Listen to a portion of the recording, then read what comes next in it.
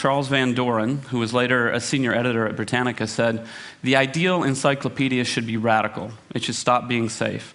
But if you know anything about the history of Britannica since 1962, it was anything but radical. Still a very completely safe, stodgy type of encyclopedia.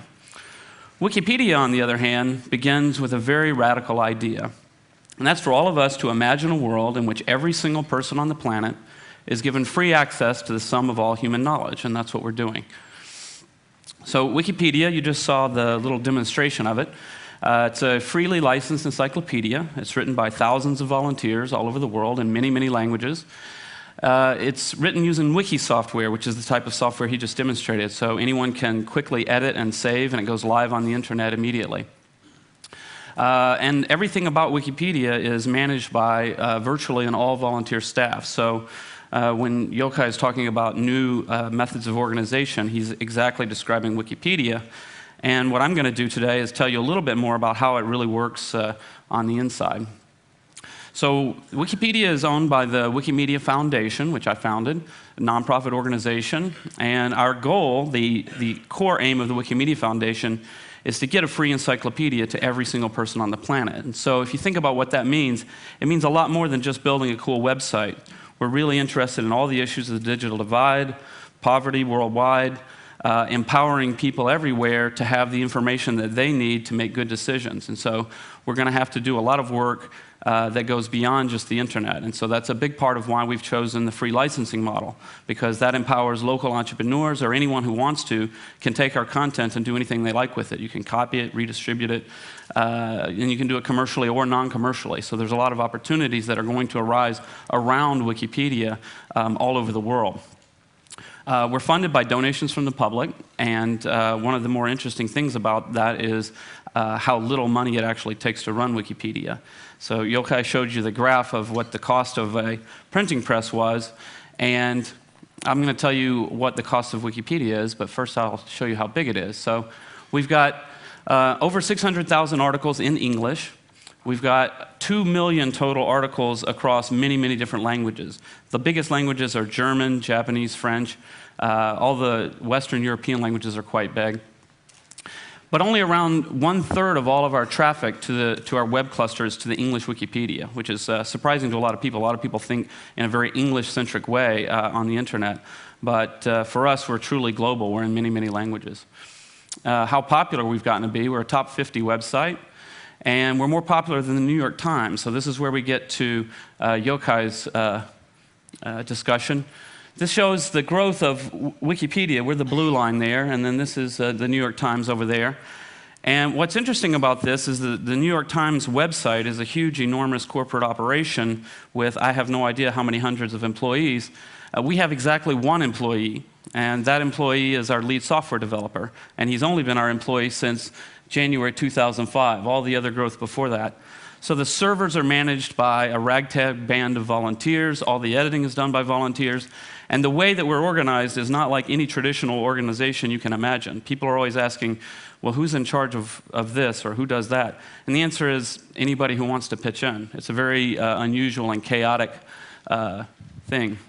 We've got over 90 servers now in 3 locations. These are managed by volunteer system administrators who are online. I can go online any time of the day or night and see 8 to 10 people waiting for me to ask a question or something, anything about the servers.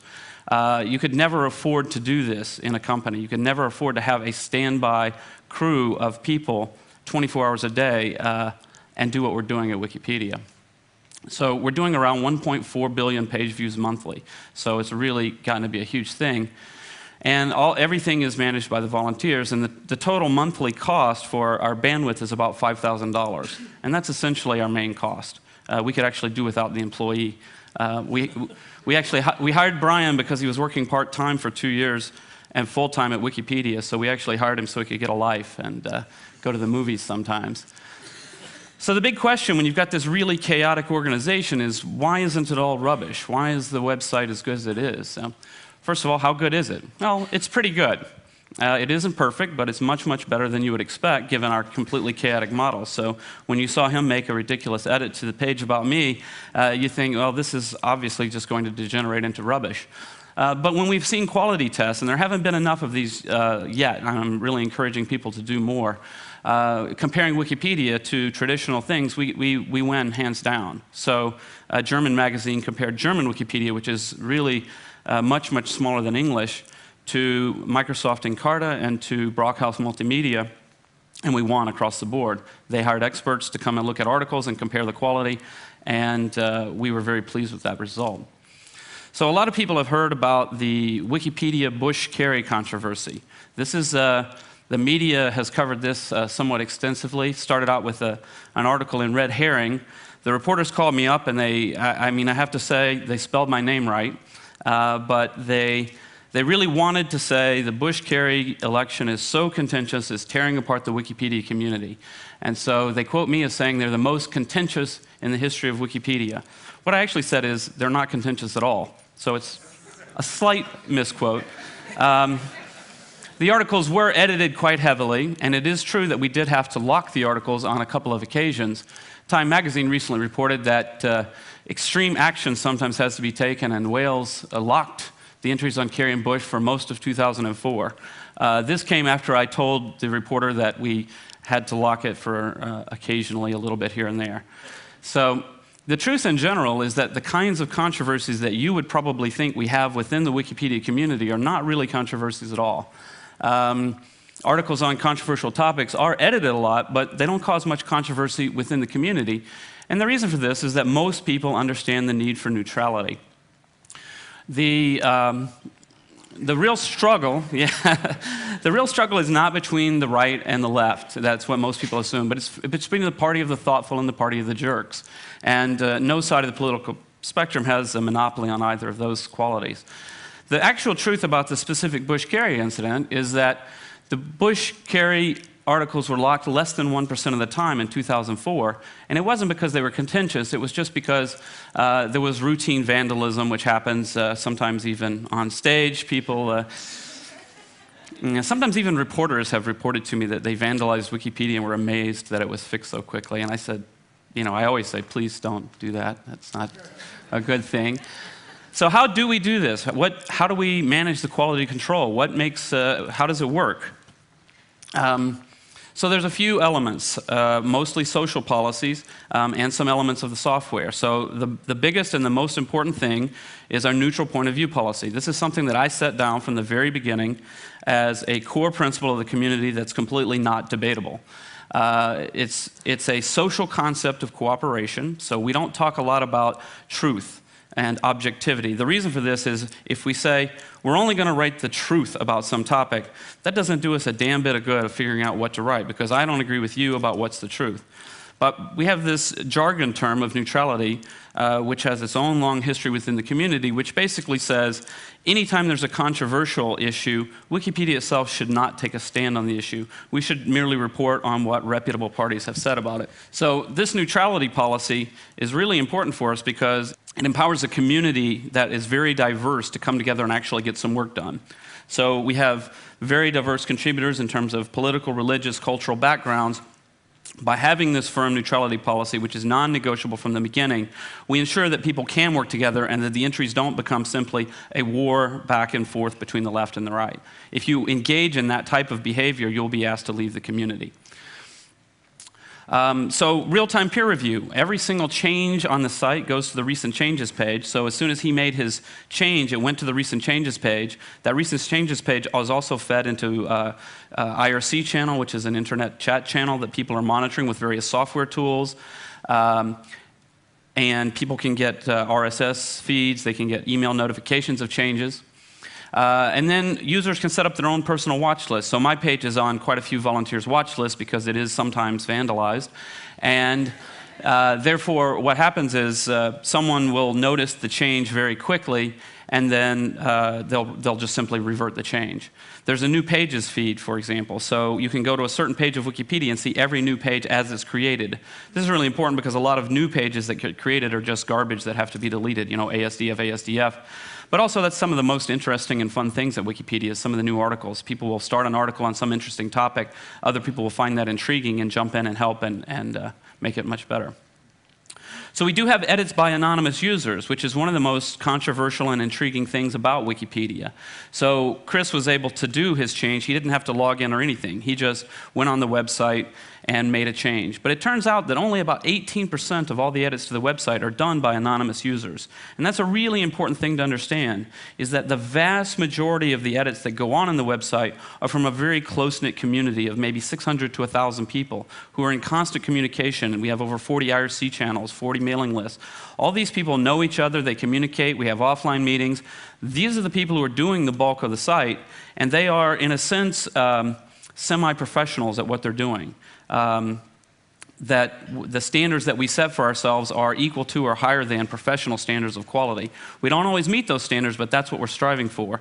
And so that tight community is who really cares for the site. And these are some of the smartest people I've ever met. Of course, it's my job to say that, but it's actually true. The type of people who are drawn to writing an encyclopedia for fun tend to be pretty smart people.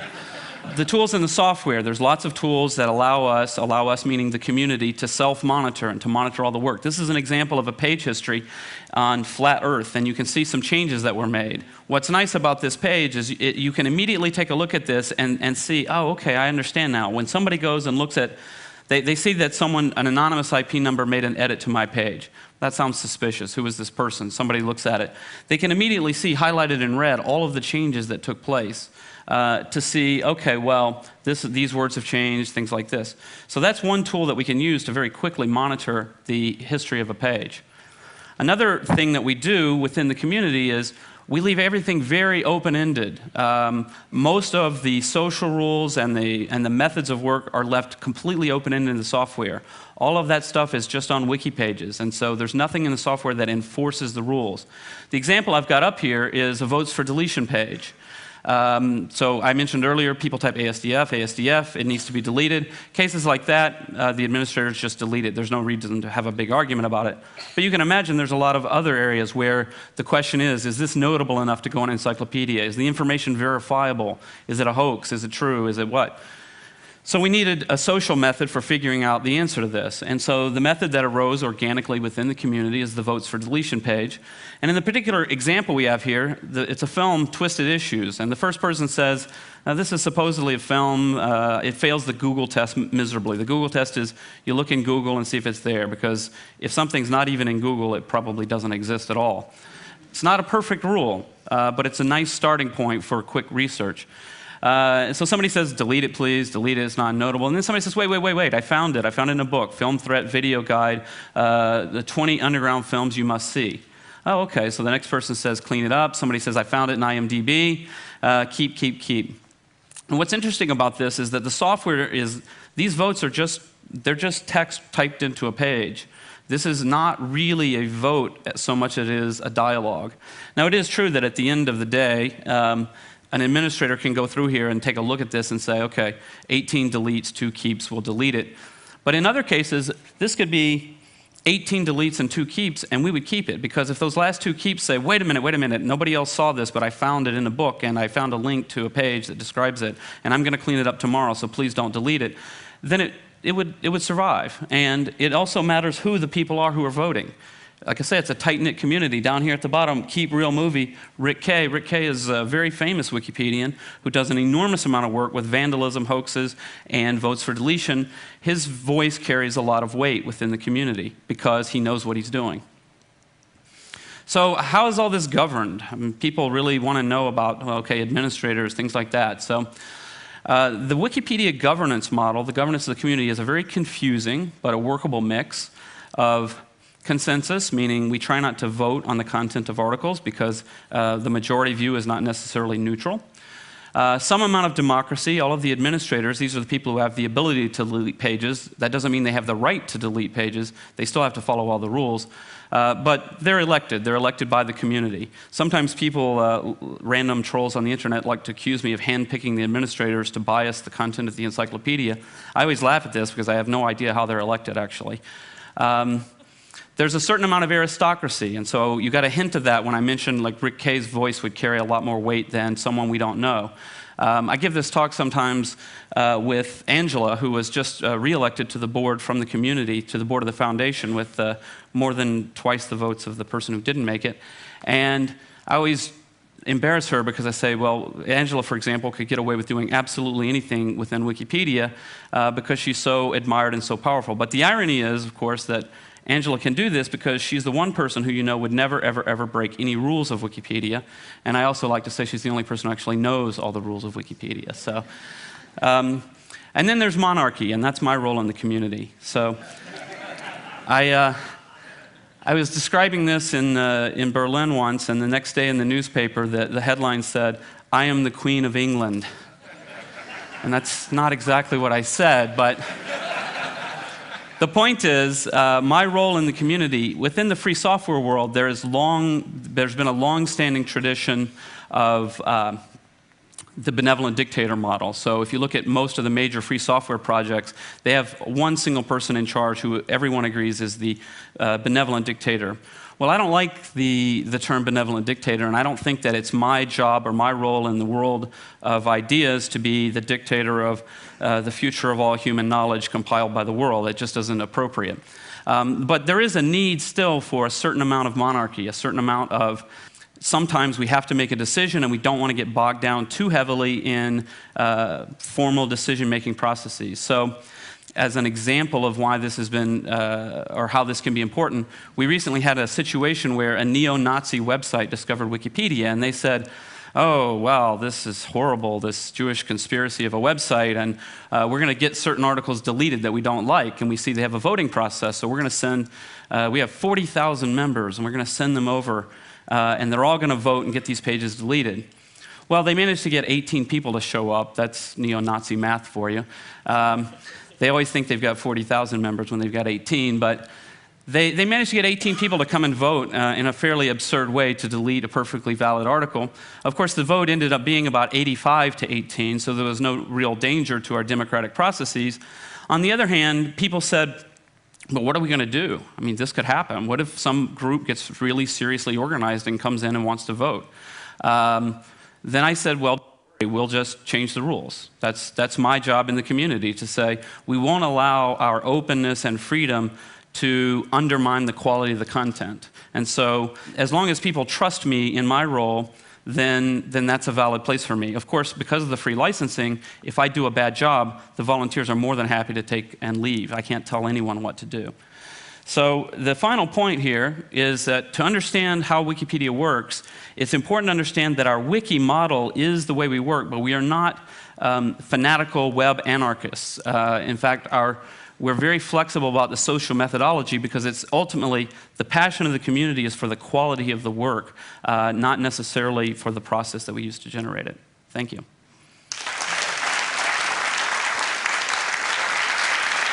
Yeah, hi, Ben Saunders. Jimmy, you mentioned impartiality being a key to Wikipedia's success. It strikes me that much of the textbooks that are used to educate our children are inherently biased. Have you found Wikipedia being used by teachers, and how do you see Wikipedia changing education? Yeah, so a lot of teachers are beginning to use Wikipedia.